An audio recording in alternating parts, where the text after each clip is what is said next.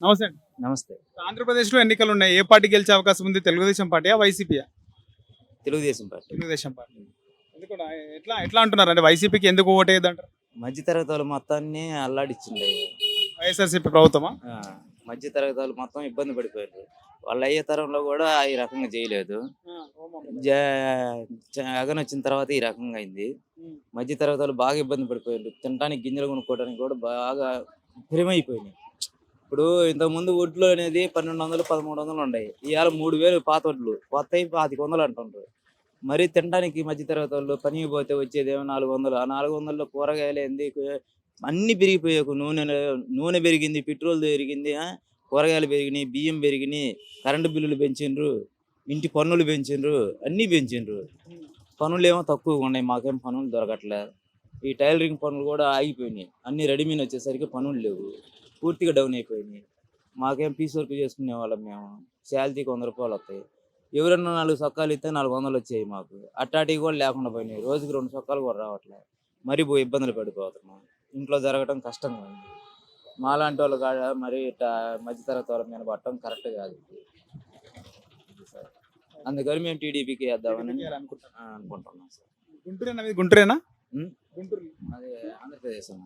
అదే గుంటూరుగా లోకల్. కాదు, ప్రకాశం జిల్లా. ఆ, ఏదేమైనప్పటికీ తెలుగుదేశం పార్టీ గెలవాలని కోరుకుంటున్నాం. గెలవాలని కోరుకుంటున్నాం. చంద్రబాబు నాయుడు మళ్ళీ ముఖ్యమంత్రి కావాలి. చంద్రబాబు నాయుడు ముఖ్యమంత్రి కావాలి. ఎందుకనంటే ఇంత ముందు కూడా చంద్రబాబు నాయుడు మధ్యతరగతి వాళ్ళ మీద బల్లె, రామారావు బల్లె, ఈ వైఎస్ఆర్ని కూడా ఈయన కూడా బల్లె. పాపం ఈయన కొడుకు వచ్చినాక ఆయన వాళ్ళు అయ్యి చేసినట్టు చేస్తాడని మేమందరం వేసినాం. కానీ ఈయన మరీ ఇబ్బంది చేసిండు. మాకు బాగా నష్టం కలిగింది. అందుకని మేము కేవలం ఆయనకే వేద్దామని అనుకుంటున్నాం. ఓకే. మొత్తానికి టీడీపీ గెలవాలనుకుంటున్నాం. టీడీపీ గెలవాలని అనుకుంటున్నాం. కానీ ఆయన చేసిన పనులు కొన్ని అందరికి నేను పథకాలు ఇచ్చాను, అవి ఇచ్చాను, ఇయ్యాను అంటుండు. కానీ నవరత్నాలు ఆ పథకాలలో అందిన వాళ్ళకి అందిని, అందని వాళ్ళకి అందరా. ఏది ఒక పథకం అందితే ఈ పథకాన్ని 4 రోజుల్లో మళ్ళీ లాక్కునే తోడుగా చేసిండు. అన్ని తాగుబోతు వాళ్ళకే పోయినాయి.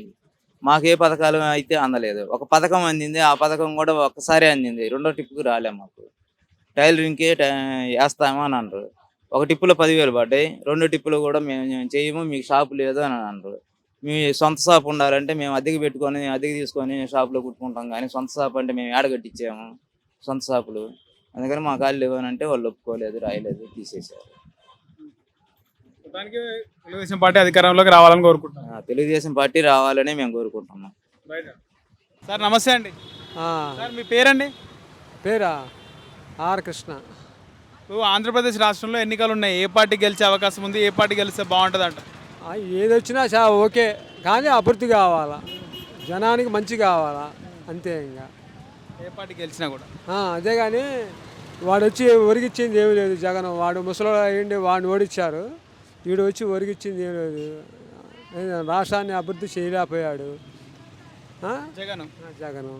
మరి ఏంది, మరి ఎవరు చేస్తారు? కుర్రోడు అయ్యిండు, వాడే చేయలేకపోతే ఇంకేం చేసేది కాదు. ఆ పథకాలని ఈ పథకాలని ఇచ్చి రాష్ట్రాన్ని నాశనం చేశాడు. ఇచ్చిన వాళ్ళ ఉపయోగం ఉంది, అది ఏం లేదు. అలా ఆపత్తి తీసుకుంటున్నారు, తింటారు, ఎవరి దాన్ని వాళ్ళు పోతారు. వేస్తే వాళ్ళు వేస్తారు ఓట్లు. ఇంకా అది ఇంకా పథకాలు ఇచ్చిన వాళ్ళు అది అంతే. ఏమున్నాడా? మొత్తానికి మార్పు కావాలంటారు రాష్ట్రం. మార్పు లేకపోతే ఎందుకండి? మన రాష్ట్రం మార్పు ఏముందండి? ఇప్పుడు అదే తెలంగాణ ఉంది. వాడే చేశారు మంచి పనులు అనుకున్నారు. కేసీఆర్ గారు మంచి నెంబర్ 1 అనుకున్నారు. వాడే ఓడిపోయాడు. మరి అర్థం కాల మరి అది. మరి ఇక్కడ వీడియో అంతే చేసింది, ఒరిగిచ్చింది ఏమి లేదు నాకు తెలిసి. అది పరిస్థితి. Okay, thank you.